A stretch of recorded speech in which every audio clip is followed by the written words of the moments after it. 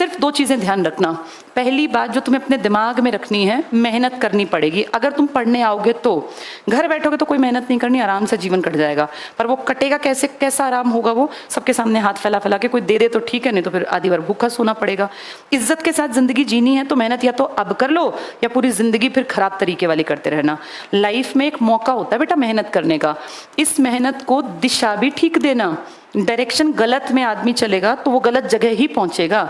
अब मान लीजिए यहाँ है दिल्ली, दिल्ली से किसी को कश्मीर जाना है और वो चल पड़े नीचे की तरफ और कहे मैं तो बहुत चल लिया, कई 1000 किलोमीटर चल लिया, मुझे तो कश्मीर नहीं मिला, मैंने तो बहुत मेहनत की। क्या गड़बड़ कर गया? दिशा ठीक नहीं है। जब कश्मीर जाना है तो दिल्ली से ऊपर की तरफ जाना है ना। यही आपके साथ है।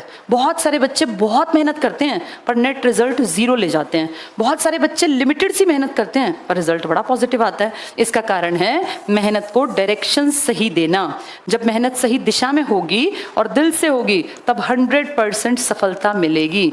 मैंने ना बेटा, मैं तुमसे लगभग दुगनी एज है मेरी, मैं 40 ईयर्स की हूँ। मैं सच कह रही हूँ, मैंने जिंदगी में अब तक कोई ऐसा इंसान नहीं देखा, कोई स्टूडेंट जिसने बहुत ज्यादा दिल से मेहनत की और सही डायरेक्शन में की हो और उसको सक्सेस ना मिली हो। हाँ, मैंने ऐसे देखे हैं जिनको टाइम लगा सक्सेस तक पहुंचने में, लेकिन अगर वो लगातार मेहनत करते गए फाइनली उन्होंने चीजें अचीव कर ली। ऐसा नहीं देखा कि बेचारे ने बहुत मेहनत की सही डायरेक्शन में और खाली हाथ रह गया। नहीं, भगवान भी इतना ज्यादा कठोर नहीं है। वो आपकी परीक्षा ले सकता है, समय ले सकता है, लेकिन अगर आप लगातार सच्चे मन से लगन से मेहनत कर रहे हैं ना, ईमानदारी से, चीटिंग नहीं करनी, तो फिर 100% आपकी किस्मत एक दिन बदल जाएगी। अपनी किस्मत बदलने के लिए लड़ना पड़ता है रातों से। जब सारी दुनिया सो रही है ना, तब हम रात में उठ के पढ़ रहे हैं। मैं आज जो इतना बोल पाती हूँ, तुम्हें क्या लगता है मुझे वैसे ही कोई दिव्य ज्ञान मिल गया मैं यहाँ खड़ी होकर बोल रही हूँ? नहीं, मैंने बहुत समय दिया बेटा पढ़ाई को। मैं इसलिए बता रही हूँ, ये मैंने बहुत करीब से देखा। मैं कोई बहुत रिच परिवार से नहीं हूँ, बहुत नॉर्मल सा परिवार था, लेकिन मुझे ये पता है कि मेहनत करके अचीवमेंट हासिल की जा सकती है। और मैं अकेली नहीं हूँ, बहुत लोगों ने एवरेज परिवार से अपनी जिंदगी बदल ली, कारण वो सही दिशा में मेहनत करते गए। अगर तुम दिशा गलत पकड़ गए तो सोचना भी मत कि तुम कभी आगे बढ़ोगे। और मेहनत नहीं करोगे ना बेटा तो फिर तुम फंस जाओगे। तुम्हारा जन्म भगवान ने जिस परिवार में दिया ना, पहली चीज तो ये एक्सेप्ट करना चाहिए कि यार हम जिस परिवार में जन्मे हैं, हमारा बैक कुछ नहीं है, हमें मेहनत करनी पड़ेगी।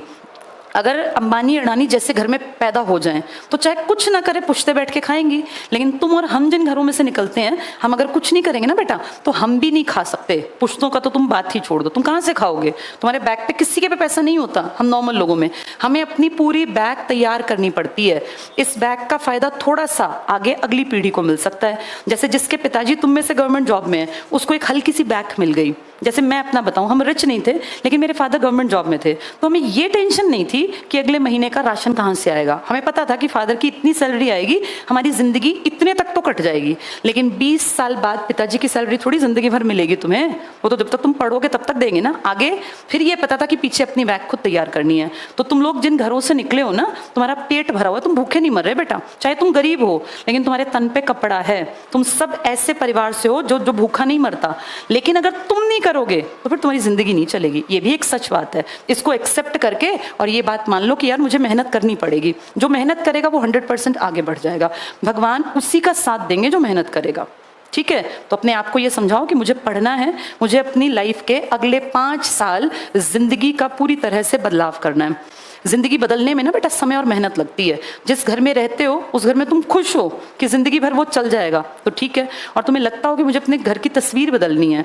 जिस घर में तुम रह रहे हो ना बेटा, 10 साल बाद, चाहे वो कितना ही नया बनाया हो, 10 साल बाद उस घर में दिक्कतें आनी स्टार्ट हो जाती हैं। हर चीज़ रिपेयर चाहती है, हर चीज़ मेंटेनेंस मांगती है। तो उन चीज़ों को तुम्हारे पिताजी ने चाहे कितना ही कर दिया हो, तुम्हें चलानी खुद पड़ेंगी वो। इसलिए पढ़ लो, ये टाइम है। सबसे अच्छा टाइम होता है 18 से 27, लास्ट होता है 27। इसके बाद तो फिर लगने की उम्मीद ही घट जाती है। सबसे बढ़िया मैं पर्सनली मानती हूँ 18 से 22 साल में सबसे बढ़िया टाइम है, क्योंकि प्रेशर कम होता है फैमिली का, सोसाइटी का।